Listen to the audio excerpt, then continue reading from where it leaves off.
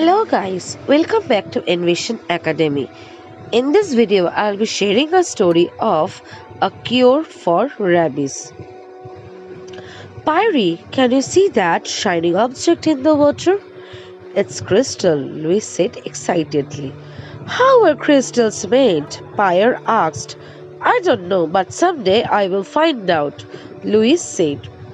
Louis and his friends were fishing in the river that flowed by the side of his house, but he was more interested in pebbles than in fish. 8-year-old Louis was the son of Jean Joseph Pasteur, a tanner. They lived in Arbois in eastern France. On their way back, they saw a huge crowd at the blacksmith shop. Nicole, one of the shepherds, was in pain. Oh no, they are going to burn his wound, somebody from the crowd exclaimed. It is better to lose a leg than one's life. Burning is the only cure for a rabbit wolf's bite, another man said.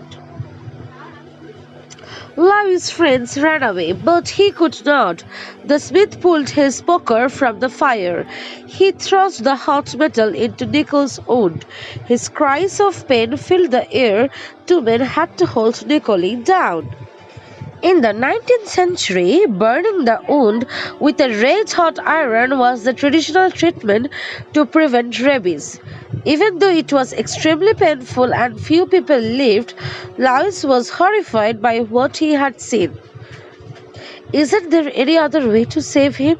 He kept thinking. 8 people from Louis' village died of the wolf's bite. The incident had a deep effect on him. Why does a wolf's bite kill a person, Mama? Louis asked his mother. When a rabbit wolf bites someone, his poison enters the person's blood. That poison grows slowly and kills. But how can a thing like poison grow? Why doesn't it kill at once, like acid in a tannery? Louis asked again. Well, son, I don't know. The only thing I know is that the poison must be burned at once to cure the bite. Louis had to know. He asked his school principal, What are acids, sir? How can non-living things like sickness and poison grow? They are not alive as we are, but they do grow just like crystals. You will learn this in chemistry, his principal said. When Louis was a young boy in school, his teachers thought him to be slow. He even failed in some of his exams. But the same boy who would go on to become one of the greatest scientists of his time. Louis Pasteur was an extremely hardworking and energetic man who could work on an idea with focus and concentration. He made many important scientific discoveries during his lifetime, including the nature of crystals, which had made him curious when he was a child. Many years later, in 1885, a woman rushed her 9-year-old son, Joseph Minster, to Pasteur's laboratory. Pasteur, who was 63 years old at the time, had been working on a cure for rabies for some years. He had developed a vaccine that prevented rabies in dogs, but it was yet to be tested on a human being. My son was bitten by a mad dog 2 days ago on his way to school. Please save him. Without your help, he will certainly die, Joseph's mother cried. Pasteur examined the boy carefully. He had 14 wounds and could hardly walk. Fortunately, his face had been saved. Pasteur discussed Joseph's case with well-known doctors and decided to use the vaccine on him. Even though he was taking a big risk, he was not a doctor and could have been punished for practicing medicines. Pasteur gave the boy 13 injections over 11 days. During this time, young Joseph had to stay near Pasteur's laboratory so that he could be watched closely. This was because the scientists did not know the way the vaccine worked in human beings, though he knew the way it worked in animals. Each day, Pasteur gave Joseph a stronger dose of the vaccine, but he was worried about the final results. When he closed his eyes to sleep, he would see Joseph crying in pain. But as the days passed, the boy's wounds healed.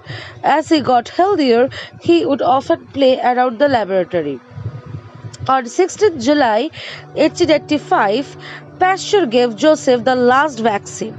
Joseph went home, fully cured. His mother was over the moon. Joseph was the first human patient to be treated and saved by a rabies vaccine. Pasteur was a hero. A few months later, a 15-year-old shepherd boy came to pasture. He had been badly bitten by a rabid dog while trying to save six young friends. Pasture injected him with the vaccine and saved him. People from as far as Russia began coming to him for treatment. To treat the patients pouring in by the thousands, the Pasteur's Institute was set up. With help from the kings of Russia, Egypt, and Brazil, the people of France contributed as well. A small incident shows how important the discovery of the rabies vaccine was to Pasteur. When someone asked him what words he wanted to have on his tombstone, he replied, "Joseph Mister lived." Pasteur, the father of germ theory.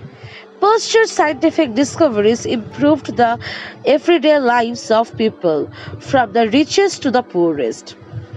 At that time, people did not understand the connection between germs and illness. They thought that germs appeared out of nowhere. Pasteur's experiments showed that germs were living things. He also proved that infectious diseases are often caused by such germs.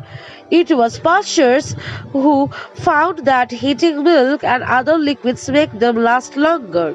So it kills germs and makes them safer to drink.